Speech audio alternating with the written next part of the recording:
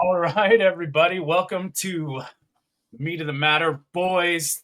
Today, we're not doing a podcast. We're just doing a topic. We're going to talk about some dementia. We got Mark, Peter, myself, Tony. We've been doing an animal-based, low-carb, carnivore, keto diets for a long time. Peter's a type 1 diabetic. Mark's been a bodybuilder in a bodybuilding competition, understands a lot about metabolism. I have been doing this animal-based carnivore diet for about almost 4 years and a couple months. And a lot of the stuff that we've learned with ourselves, our stories, we can relate to a lot of people's journeys, but yet the mainstream still wants to hammer home ridiculousness.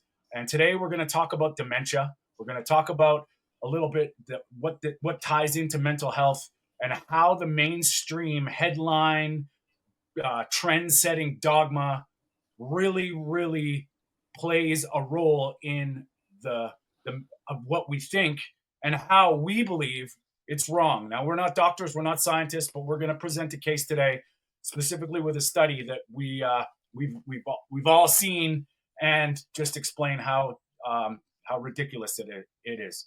So, first of all, boys, let's get into this because we're all of us, this subject, this topic hits home, and we all sort of cringe and get angry. And let's first get into that. Mark, we'll start with you.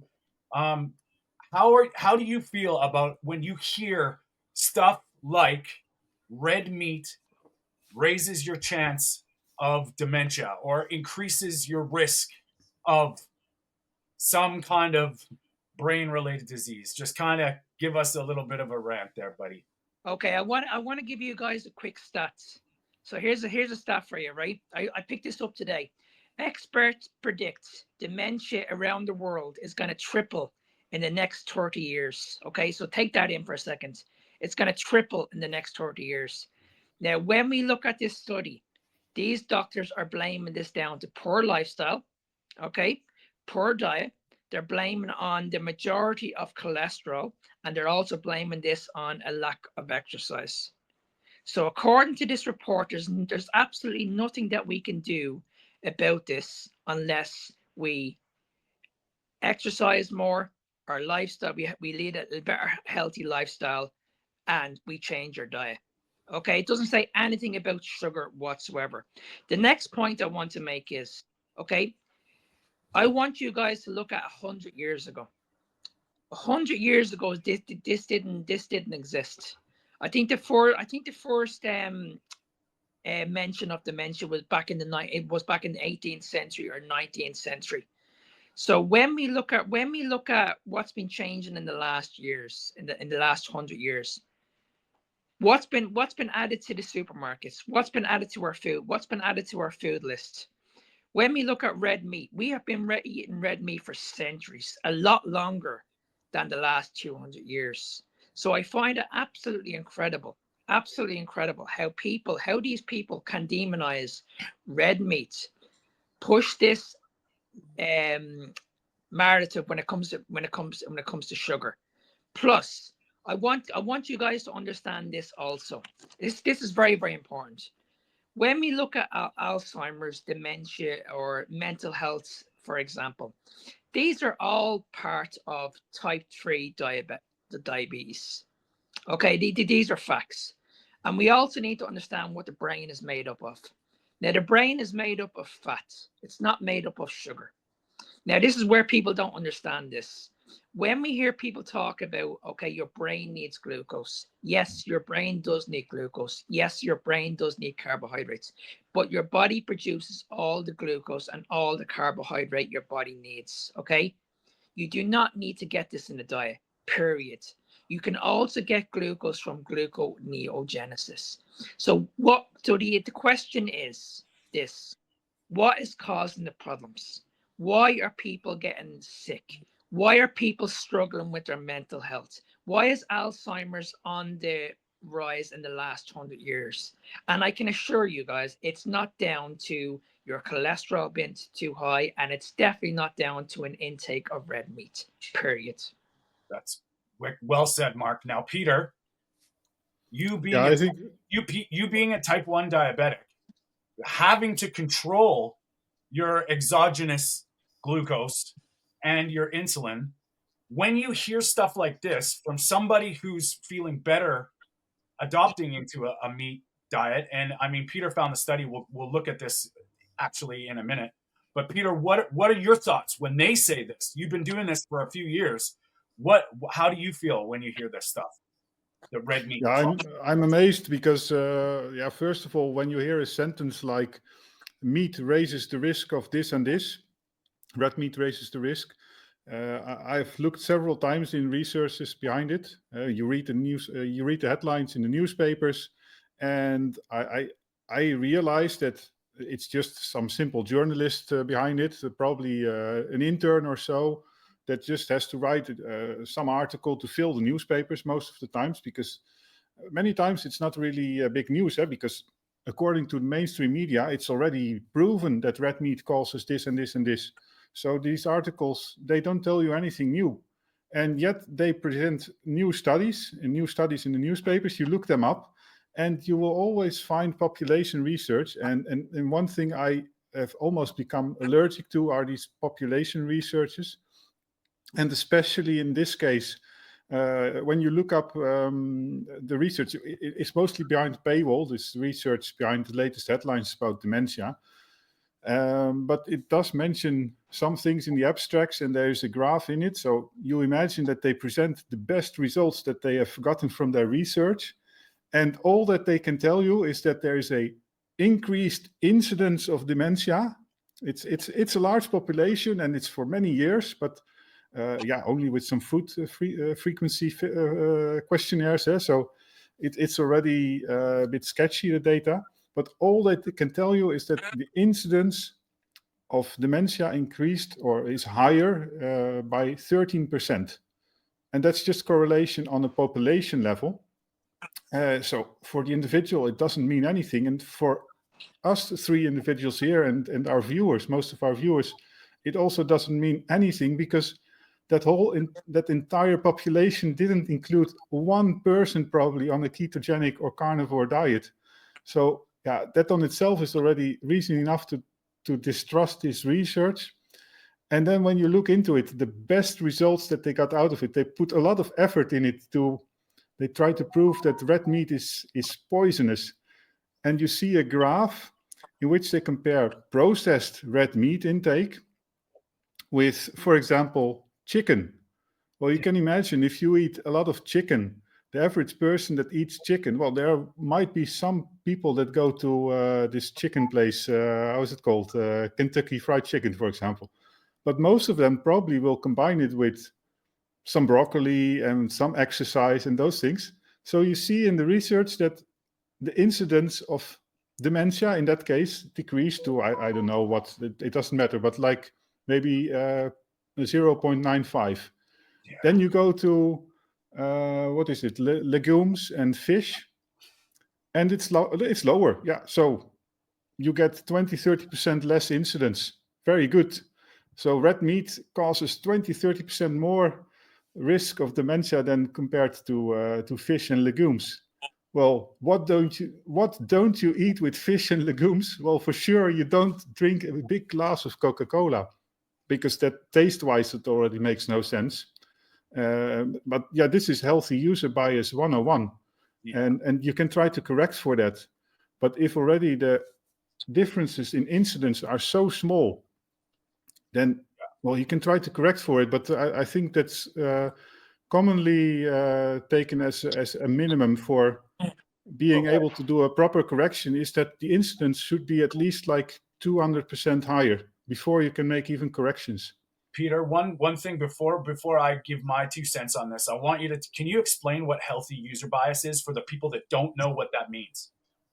Yeah, so it's very simple, and I think most people can intuitively already think this up. That is, if you tell somebody, if you look at people that are not eating red meat, and you look in the mainstream media, in everything that you hear in the newspapers, everybody tells you that red meat is unhealthy.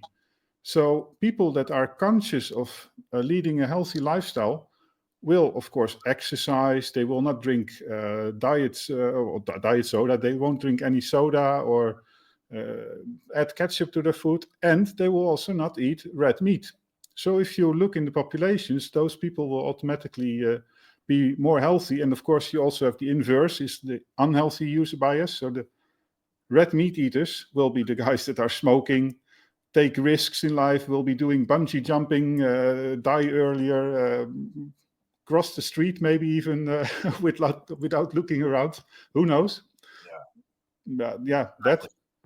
So now, what my take on it is, when I talk to clients, people I love, and try and explain this stuff, generally, what I encourage them to do is they have to take control and learn how to think. They have to see past this utter nonsense. They have to learn about how science actually works, not real science, the pushed science that we're getting inundated with, headlines, epidemiology, causation, correlation is not causation. Just understanding that and learning where these studies come from.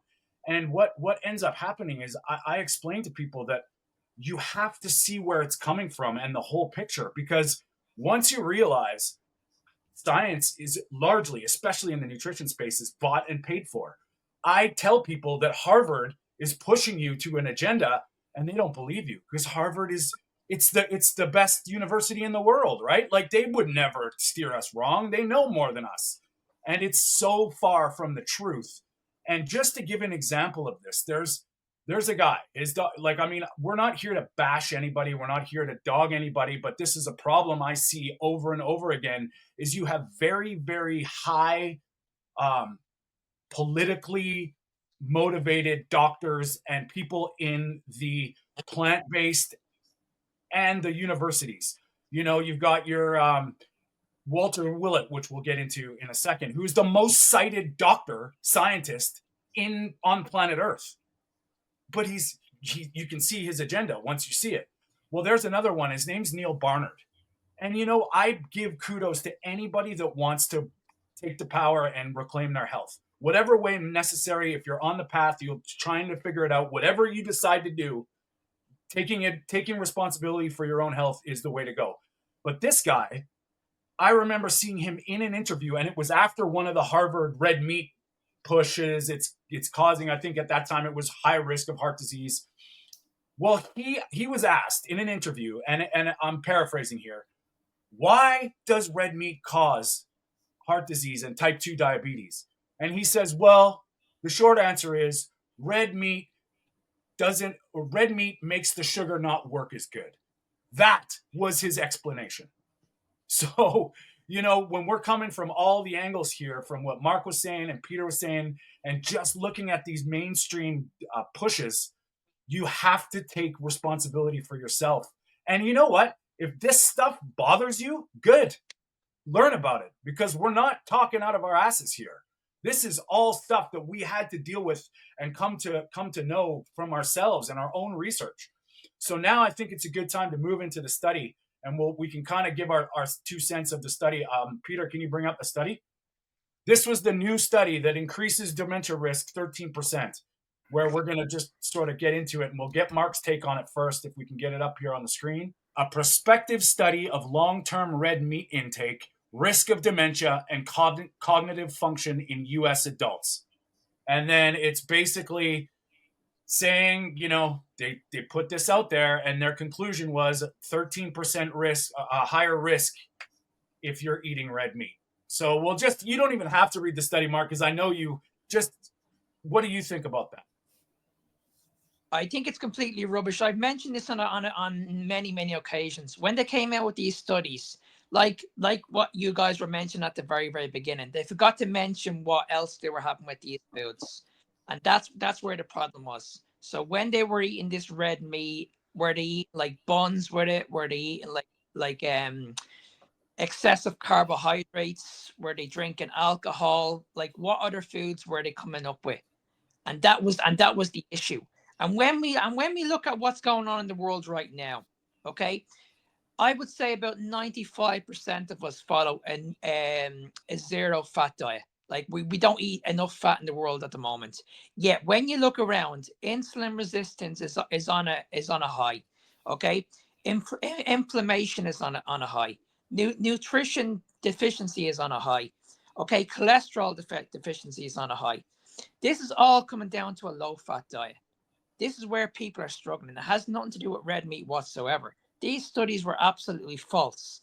They just didn't come up with the research when, as I said, when they were eating these red meats, they didn't come out with what other people were eating them with, and that was the problem. That's it. Peter, what are your thoughts? Yeah, I totally agree with this, and they seem to be using the same data sets that are available every time again, and they do some new data analysis on it. Well, it's still the same data. It's still here they mention it's I think I saw 38 years of follow-up, and every 2 years they do a food frequency questionnaire. And they work with portion sizes and large categories of food. So they have to do a lot of assumptions even to analyze that data. And then we are not even talking about accuracy in terms of food, let's say diet dementia. People forget about what they've been eating after even 1 week or so. I don't recall, for example, half a year ago whether I was eating one pound of meat a day or 1.5 pounds of meat, because it has varied in the previous years of my carnivore diet. So those people in the studies will also not know it. But the biggest issue with this thing here is, well, both of you, I guess, for example, if they do a study like this for sugar, what would be the hazard ratio? Because here it's 1.13 if they are lucky, because there is the confidence interval. It could also be just 1.08. So that's truly negligible. But tell me how much it is for sugar. Take a guess. Yeah, probably 7. Yeah.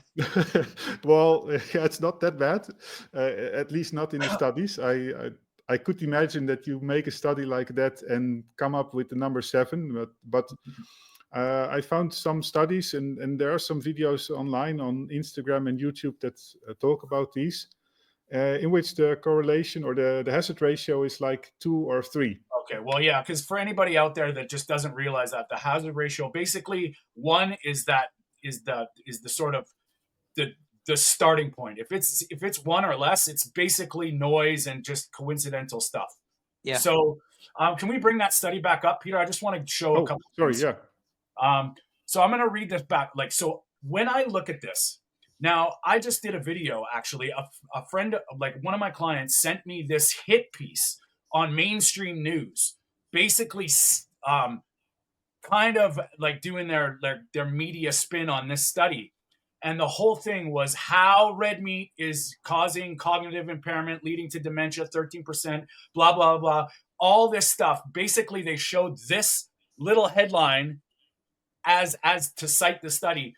And I just want to explain to a few people where we're not scientists. But when you understand what to look for, especially after years of seeing this, I just want to say, so when they do a study, the lead author is that Yuhan Lee. You see how there's all those names.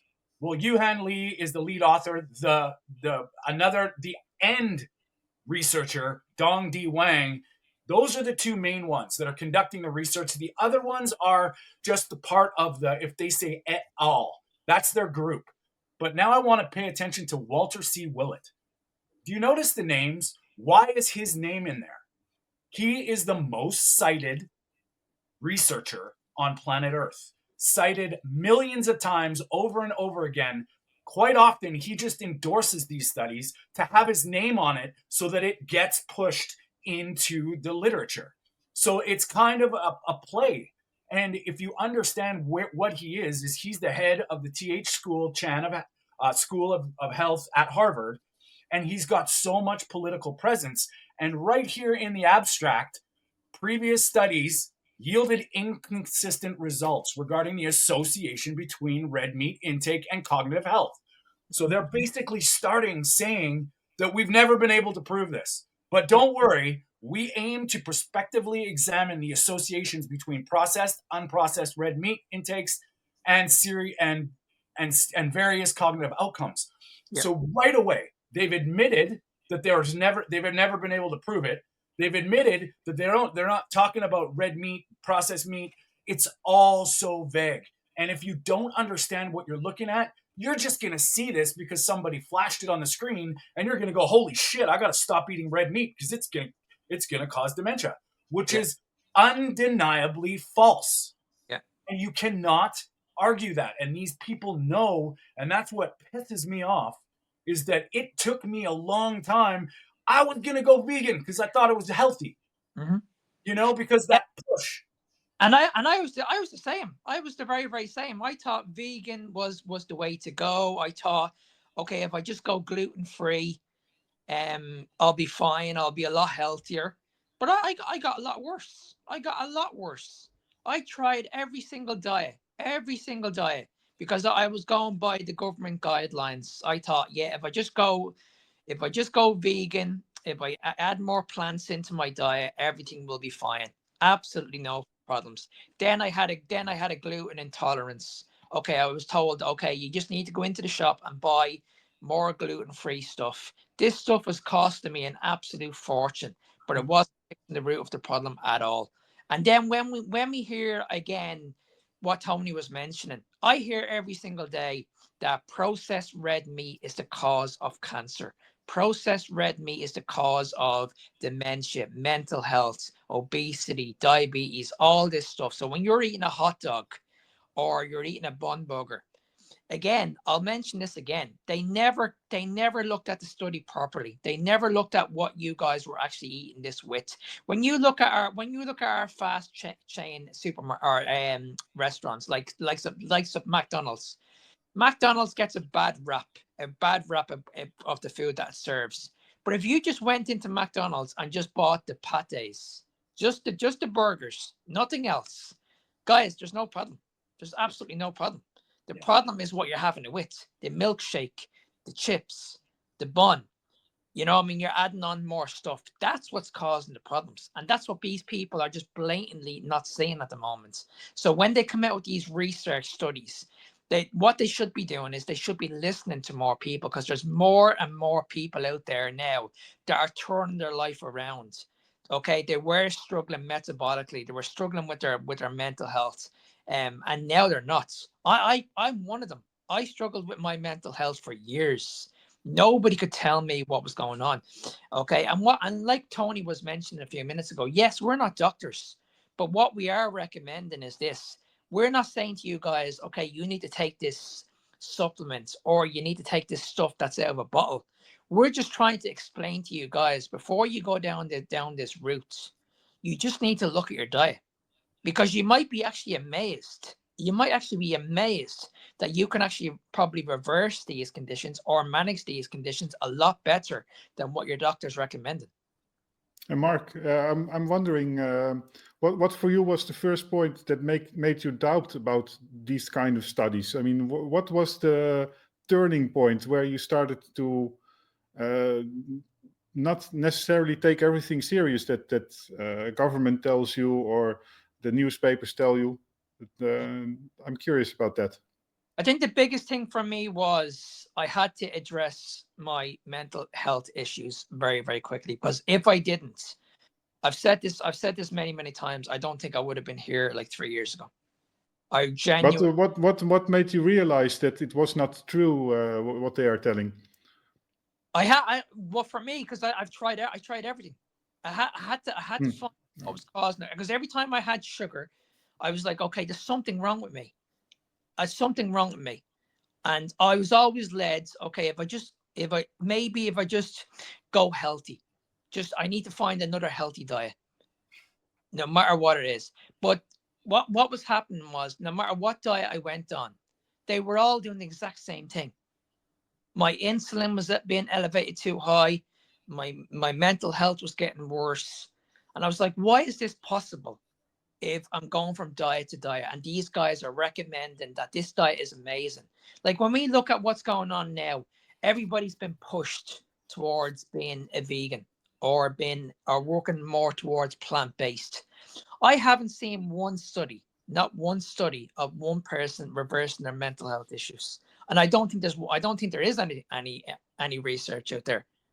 But when you look at an animal-based diet, there's thousands of people out there that have actually reversed it. So Mark, if I could just chime in here for a second. So basically, you did this through trial and error and process of elimination. Yep. And I think, Peter, maybe you can chime on this too, because I think you did the same thing, didn't you? Everybody has this turning point probably. And of course, probably all three of us and a lot of our viewers have this aspect that they tried everything and they are suffering from severe health issues. And so they have to take drastic measures. But there's always this moment where you suddenly realize, hey, they have not been telling me the truth. And for me personally, that was the moment that I learned that you don't need carbohydrates. And well, I could go into detail about that. We do that in a lot of our shows, and I do that in a lot of my videos. But that realization, that's such a big thing. The idea that you need carbohydrates, and it suddenly appears to be not true, and it's scientifically easily shown that it's not true. You don't need carbohydrates. Well, yeah, then you start to think twice about all the other things. Do you need vegetables? Well, if you look up the literature, you don't need it. Look up all the nutritional values of the foods.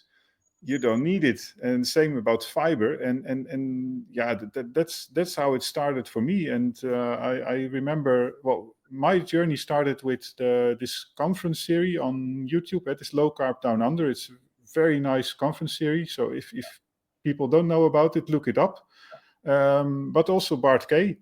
Yeah. Bart Kay especially talked a lot about calories not being important, calorie counting, things like cholesterol. He's also very good at debunking nutrition research and that sort of stuff. Yeah, because that's where I went wrong.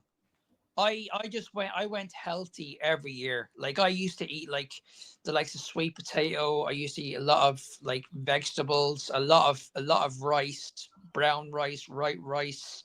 I used to make sure my carbohydrates were clean. Like I used to eat a lot of complex carbohydrates. I'd eat a lot of berries. I wouldn't eat too much fruit, but if I did eat fruit, it would be like strawberries, raspberries, blueberries, stuff like that. And then I'd be having my supplements. I'd be having like protein shakes. I'd be having protein bars, keto bars. And I thought I was leading a healthy lifestyle. I thought if I look at my plate, I've got a good amount of carbohydrate there. I've got a good amount of vegetables there. I would have a salad for lunch. When it came to my breakfast, I would have eggs. But what I was doing was I was mixing it with spinach. Yeah. Yeah, wow, that's. I was putting a full bag in the pan. We could probably do a whole topic on a whole video on spinach, but I just want to tie it back into the dementia thing for a second here, because we were all sort of on the same sort of beginnings. We were lost. We were trying to get healthy. We didn't know what was going on. Whatever we came to this way of eating. But what I noticed, and what I think we all noticed, was there was a point. There was a signal went off in my brain where it was. I hated school my whole life. I couldn't learn. I couldn't focus. I couldn't pay attention. And then people will label it whatever you want it, but I just knew it was just me. And when I started, my brain started working differently, and it happened very fast. Now I know some people that are on medications and that are suffering with mental issues. We're not saying this is, we're not saying to stop the medication, that everybody's different. But when you start to heal your brain with real fat, cholesterol, and cutting out the sugar that's degrading your myelin sheath, your nervous system, and that brain starts to just become a proper functioning brain. Exactly. Yeah. Later in life, that is not dementia. That is a functioning brain. Cognitive decline.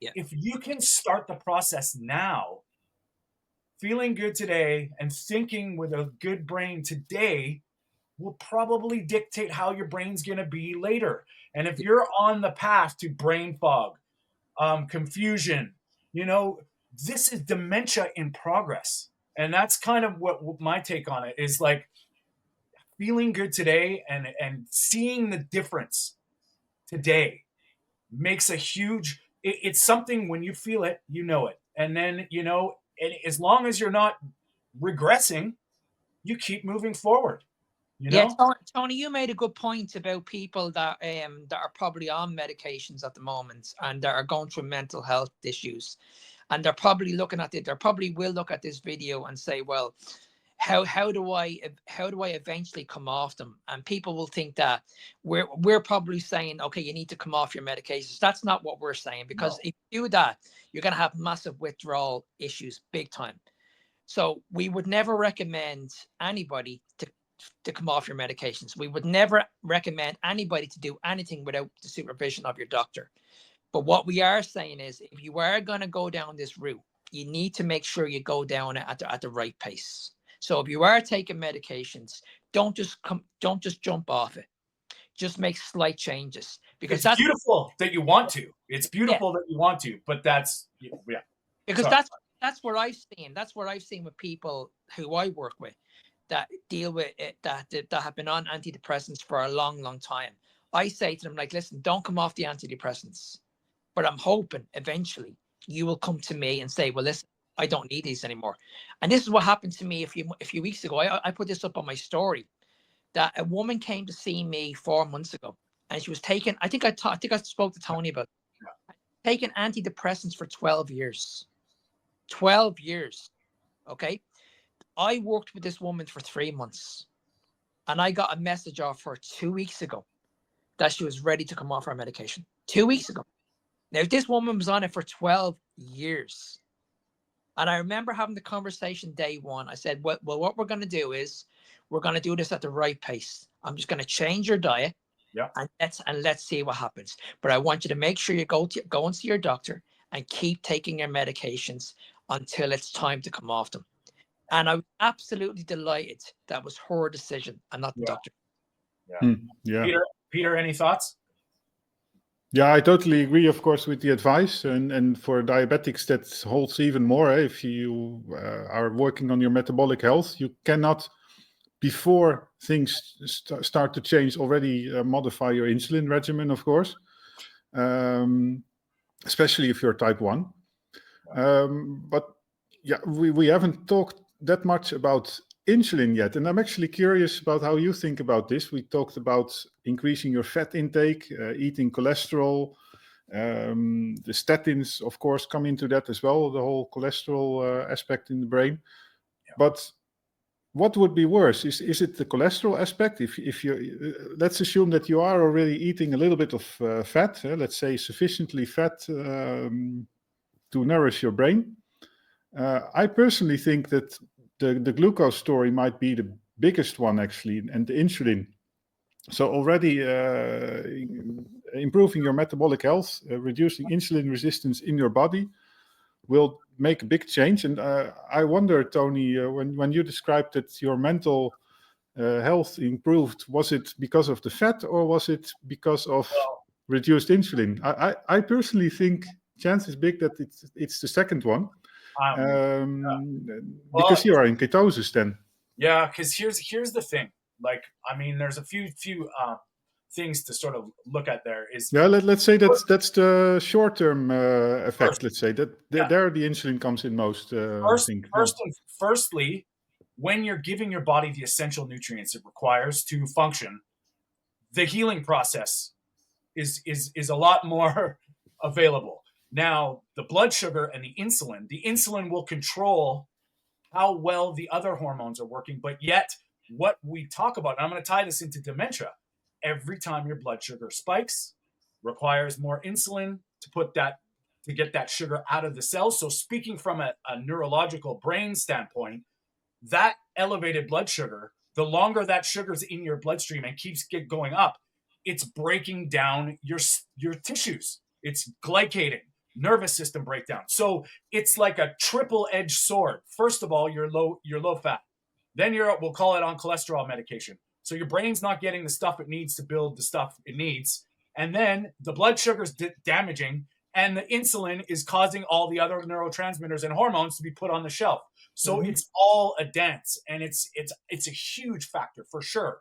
But you look at it, why do you think they call it? They're starting to call dementia type 3 diabetes. That tells me it's a complete blood sugar, therefore insulin problem. It is. It's a chronic insulin problem. That's what the issue is. It's very, very simple. I've shown this many, many times on Instagram. When you look at a graph, when you eat carbohydrates, any type of carbohydrate, that's going to have the biggest impact on insulin.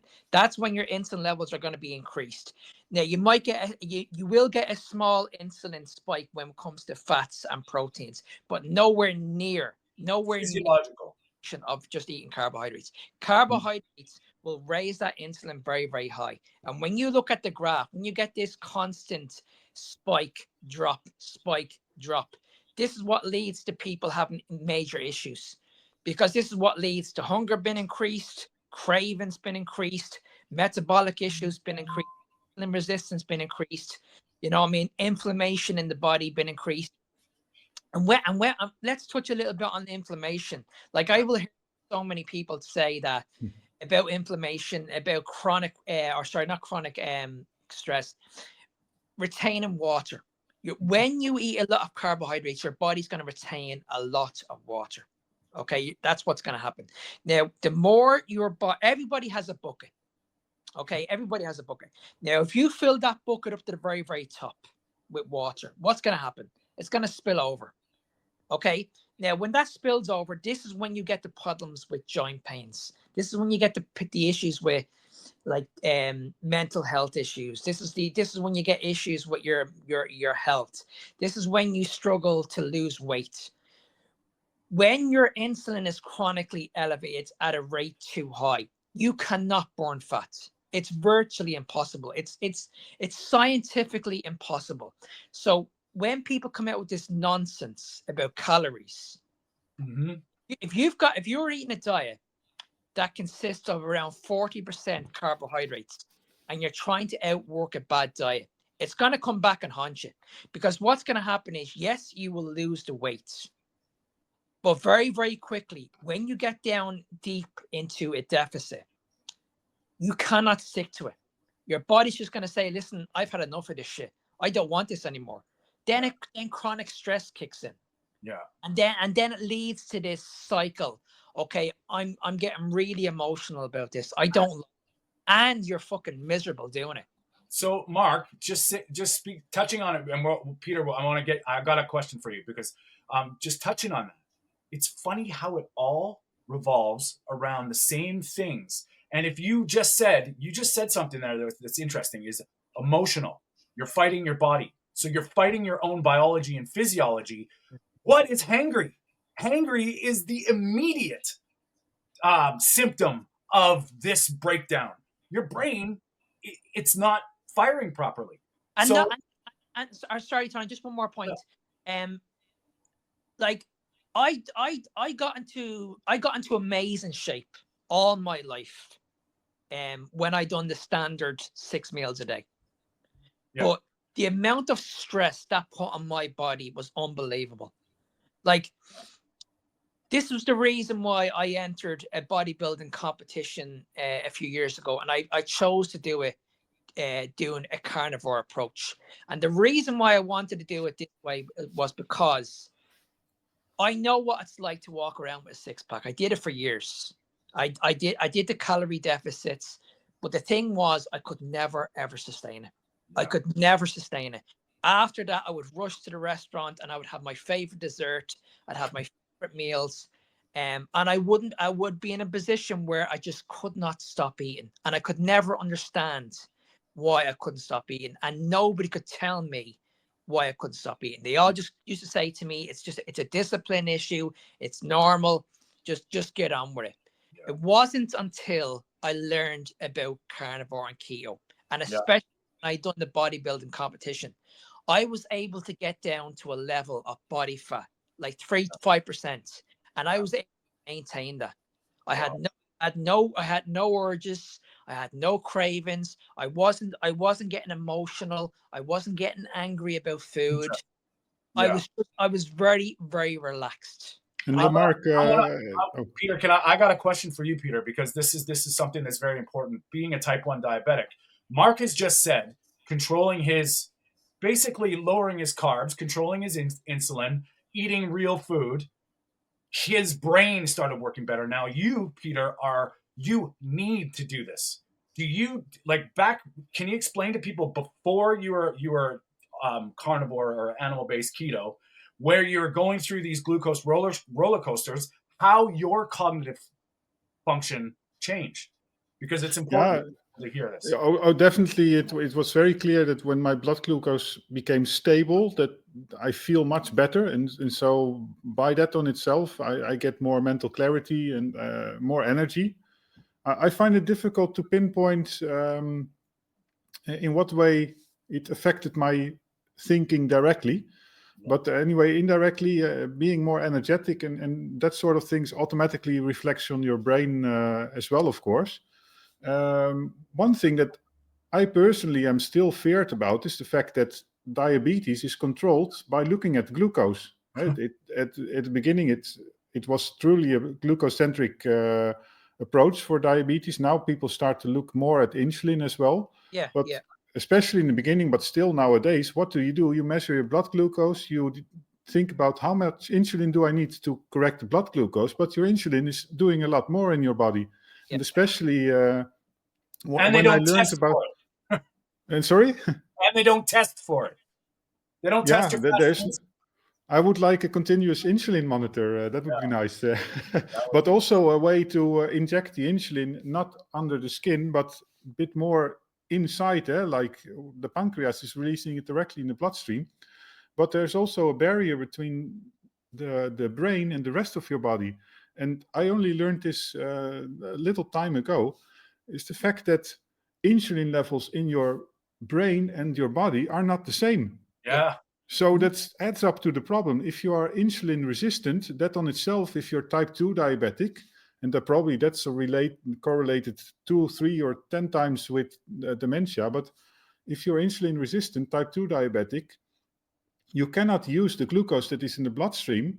But even worse, in the brain, the insulin levels are kept low. So your brain doesn't become hyperinsulinemic. Yeah. So it's a double problem because there is little insulin and still a lot of glucose. But you need a lot of insulin because you're resistant. Yes. And so you cannot use anything of it. Well, makes perfect sense. That's where the research of Ben Bickman comes in, where he's explaining how these physiological are pathological and physiological insulin resistance. There's certain times when a woman is pregnant, I think she becomes a little insulin resistant. Every tissue operates differently, and that explains why all these diseases, PCOS, same story, metabolic issues, insulin. But Tony, you say pathological. Yeah. I personally, and okay, that's a bold statement, but I think insulin resistance is never pathological in the sense that it's always the right response from your body. Oh, exactly. It's always caused by something. You know what the argument is? Because I hear this an awful lot with PCOS women. The argument is that if you go to the gym and become insulin sensitive, you can actually reverse your insulin resistance. The problem is a lot of people don't have time to go to the gym. And a lot of people are sitting down at an office, or they've got really, really busy lifestyles where there's family, work, whatever it is. So to come out with terms that we just need to go to the gym and burn off this excess glucose is absolutely ridiculous. Ridiculous. How can you just say to someone, okay, you can become insulin sensitive, just go to the gym and still go home, refill your body with shit, refill carbohydrates. You're just defeating the purpose. Yeah. And this is what really annoys me about people that say to people, okay, just go to the gym and become insulin sensitive. You see these people going to the gym and they're going in orange drinks, Lucas, whatever it is, whatever kind of drink it is, they're drinking all these energy drinks. They don't realize that yes, you're burning all this excess glucose. You might be bringing your insulin levels down. But the minute you start drinking that shit again, your insulin's going back up. So you're just doing this up and down, up and down, up and down, up and down. I hear you. And it's true. Like when I said that pathological, Peter, I was just trying to put it into context that one is a natural process. The other one could be us creating it. You know what I mean? Yeah. So when you're spiking your blood sugar constantly, is the insulin the problem, or is it the diet, or is it the glucose? And I think it's a combination most of the time of a lot of things. And it's kind of one thing leads into another. But what I will say for dementia purposes is it's all part of it. And if you address the whole picture, your brain will start to work better. And if you correct your metabolic health or be aware of your metabolic health, that's a good foundation to start. Anybody, guys, I gotta get going. I gotta go treat some people with addiction here and do some laser acupuncture. But okay, let's do some final thoughts. And I love today, man. You guys, this was great. Well, what I would recommend is we do this again. Because we could talk about this for a long, long time. So we should do it definitely. So Mark, we could also dive into some other research again. Maybe prepare it a little bit more. But there's a lot of stuff on it, and I know big topic. We're all available for help. If you need some help, we'll put it in the description. If anybody has any questions, if you'd like to see us or want us to talk about something, by all means, leave a message. We're going to be doing this every Thursday where we kind of have a little powwow, three of us, international carnivore style, about stuff. We'll talk about a topic. But the Sundays, the Meat of the Matter podcast, it will be 10 a.m. Pacific. I hope I get this right. 6 p.m. UK Irish time, 7 p.m. Dutch time. And we're doing that where we answer questions and we want you to participate and get engaged. Nothing's off the table. We're just coming at it from our journeys, our stories, our real life, real people, trying to get the word out because we're all inundated all the time with studies that red meat causes dementia, which is bullshit. All right, boys. 100%. We'll speak soon.